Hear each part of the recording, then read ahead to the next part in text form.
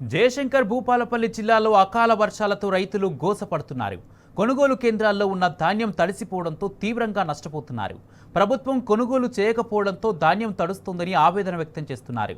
జిల్లా వ్యాప్తంగా రాత్రి కురిసిన వర్షానికి ఐకేపీ పీఏసీఎస్ కొనుగోలు సెంటర్లలో తడిసిన ధాన్యాన్ని మాజీ ఎమ్మెల్యే గండ్ర వెంకటరమణారెడ్డి పరిశీలించారు. ప్రభుత్వం వెంటనే ధాన్యం కొనుగోలు చేయాలని డిమాండ్ చేశారు.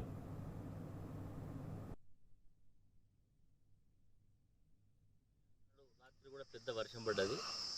అప్పటికే రైతులు మళ్ళీ పాపం అవన్నీ మళ్ళీ ఆరబోసుకున్నారు.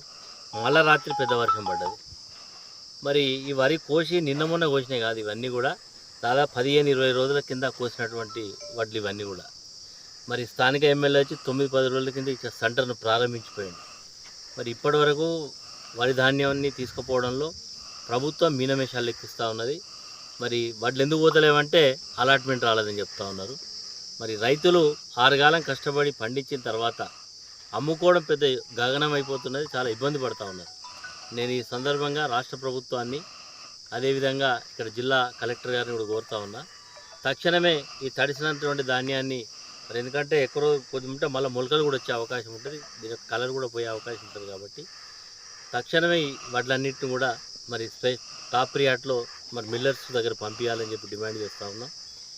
ఈరోజు ప్రభుత్వం మాటలు చెప్పకుండా రైతుల యొక్క సమస్యలను పరిష్కరించడంలో చిత్తశుద్ధి చూపెట్టాలని కూడా ఈ సందర్భంగా డిమాండ్ చేస్తాం.